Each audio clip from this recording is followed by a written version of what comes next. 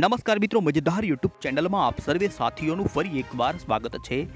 મિત્રો, હાલના તાજા સમાચારો જેની અંદર રાજકારણ જાણો કયા નેતાને મળી હતી મિત્રો વડાપ્રધાન પદની મોટી ઓફર પણ ન છોડ્યો મોદીનો સાથ। તો બીજી તરફ મિત્રો મોદીના કારણે અહીં ગભરાહટનો માહોલ, જાણો કોણ પડ્યું મોદીના પગમાં। આ તમામ ચૂંટણીલક્ષી સમાચારો સાથે મિત્રો તમારા રેશન કાર્ડને લઈ, ખેડૂતોના 2000ના હપ્તાને લઈને મોટી અપડેટ સાથે ગેસ સિલિન્ડરને લઈ અને વાહન ચાલકો માટે નવા નિયમો, આ તમામ અપડેટો આપણે એક પછી એક મેળવીએ। પહેલા મિત્રો તમે અમારી આ ચેનલ પર નવા છો તો ખાસ મિત્રો આ ચેનલને સબસ્ક્રાઇબ કરી દેજો। સૌથી પહેલા સમાચાર તરફ આગળ વધીએ તો મિત્રો દેશની અંદર નરેન્દ્ર મોદી સતત ત્રીજી વાર વડાપ્રધાન તરીકેના શપથ લેશે।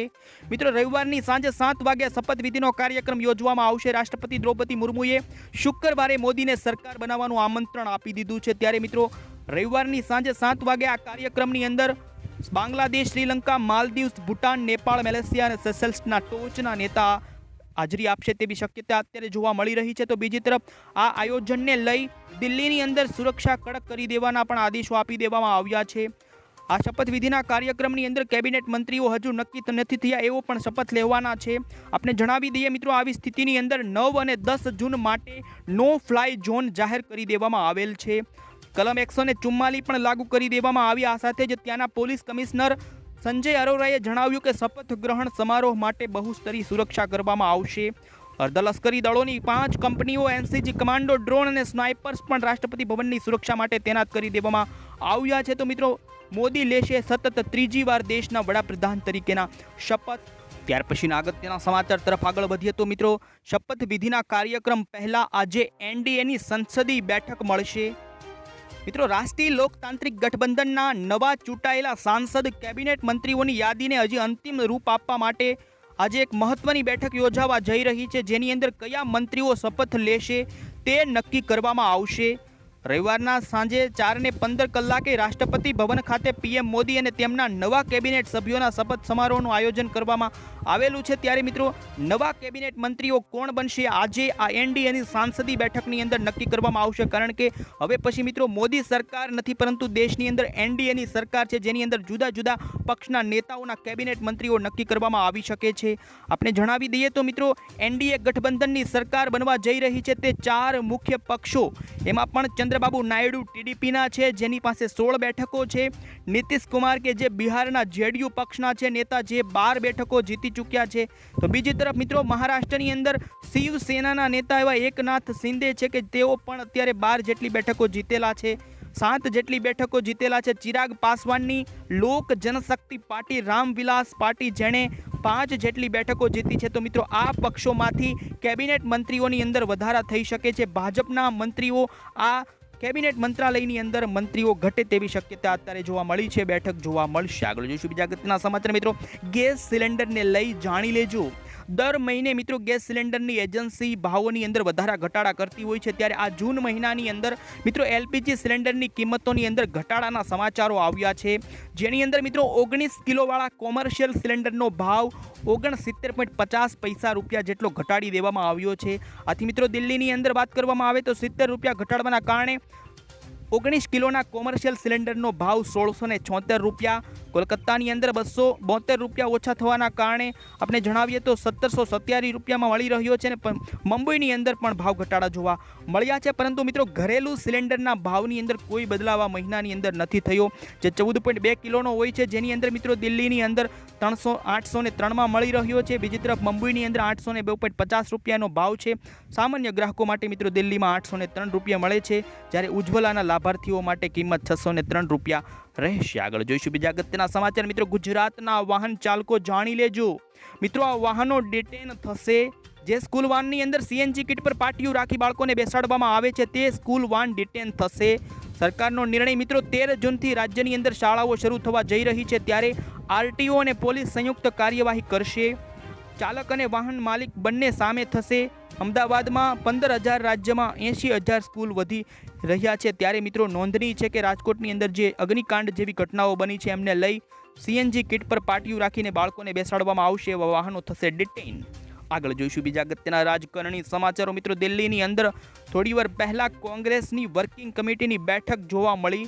આ વિસ્તૃત બેઠકની અંદર મિત્રો સોનિયા ગાંધી, કોંગ્રેસ અધ્યક્ષ મલ્લિકાર્જુન ખડગે, પાર્ટીના સાંસદ રાહુલ ગાંધી, પાર્ટીના મહાસચિવ પ્રિયંકા ગાંધી વાડ્રા તમામ નેતાઓ હાજર હતા. અને મિત્રો આ બેઠકની અંદર કોંગ્રેસ એનડીએ સામેની નવી રણનીતિ અથવા તો નવા દાવપેચ નક્કી કરીને લઈને અત્યારે સમાચાર આવ્યા છે.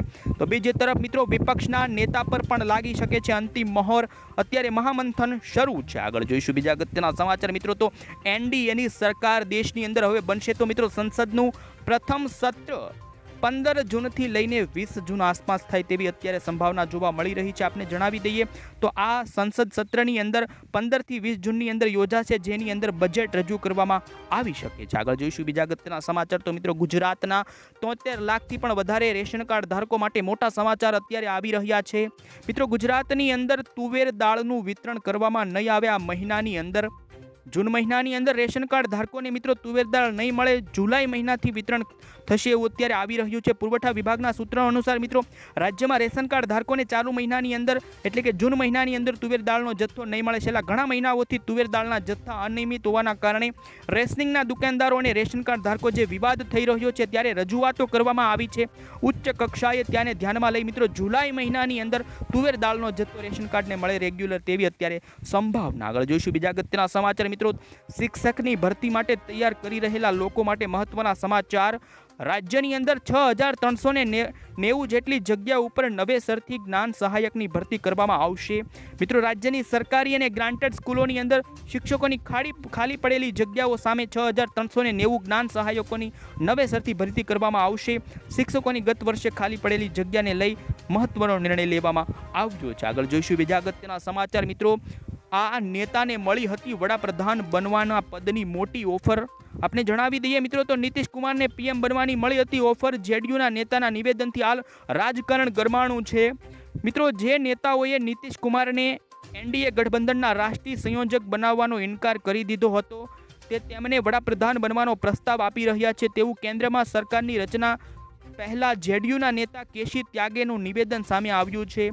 એક ઇન્ટરવ્યુની અંદર ચૂંટણીના પરિણામ સામે આવ્યા બાદ મિત્રો ઇન્ડિયા ગઠબંધનના નેતાઓ તરફથી નીતિશ કુમાર કે જે બિહારના નેતા છે તેને વડાપ્રધાન પદની ઓફર આપવામાં આવી હતી, પરંતુ તેમણે તેને ફગાવી દીધી હતું તેવું કેસી ત્યાગેનું નિવેદન આવ્યું છે. રાજકારણ ગરમાણું છે મિત્રો, કારણ કે જેડીયુના નેતા કે જે એનડીએની સરકારની અંદર આ સાથ આપ્યો છે. ત્યારે આગળ જોઈશું બીજા અગત્યના સમાચાર મિત્રો. જેડીયુની કેટલી માંગો બાદ એનડીએની સરકાર બનવા તરફ જઈ રહી છે ત્યારે આપણે જણાવી દઈએ કે જેડીયુ અને ટીડીપીના નેતા મોટી માંગો કરી રહ્યા હતા મંત્રાલયને લઈ. ત્યારે મિત્રો જેડીયુની બિનજરૂરી માંગો સામે ભાજપ અડીખમ. એનડીએની સહયોગી એવી જેડીયુ કેટલીક શરતો મૂકી છે સરકાર સાથ આપવાને લઈ. આ દરમિયાન એ વાત પણ સામે આવી છે મિત્રો કે ભાજપ જેડીયુની જે બિનજરૂરી માંગો છે એમણે મોટી માંગો કરી હતી, જેમાં બિહારને અલગ દરજ્જો આપવાને લઈ, આ સાથે જ મિત્રો અગ્નિવીર યોજનાને લઈ ફરી ચર્ચા કરવાની, આ તમામ માંગો કે જે બિનજરૂરી ન આપવામાં આવે એવું અડીખમ ભાજપ. આગળ જોઈશું બીજા અગત્યના સમાચાર. ગુજરાતના ખેડૂતો માટે મહત્વના સમાચાર મિત્રો. અત્યારે સરકાર ભૂપેન્દ્ર સરકાર એક્શન મોડમાં આવી છે. ખેડૂતોના ખાતર બિયારણ અને દવાઓની અંદર ભેળસેળ કરનારાઓ હવે ચેતી જજો. આપણે જણાવી દઈએ તો મિત્રો રાજ્યમાં ધરતીપુત્રોને બિયારણ ખાતર અને દવાના ગુણવત્તાયુક્ત મળે તે સુનિશ્ચિત કરવા માટે રાજ્યના ખેતીવાડી વિભાગને આપેલા સ્પષ્ટ દિશા નિર્દેશો અનુસાર રાજ્ય સરકારના ખેતીવાડી ખાતા દ્વારા દ્વિદિવસીય સઘન ચેકિંગ ઝુંબેશ અત્યારે ઉપાડવામાં આવી છે. આગળ જોઈશું બીજા અગત્યના સમાચાર. રાજકારણ મિત્રો. વારાણસીની અંદર ભાજપમાં ગભરાહટનો માહોલ.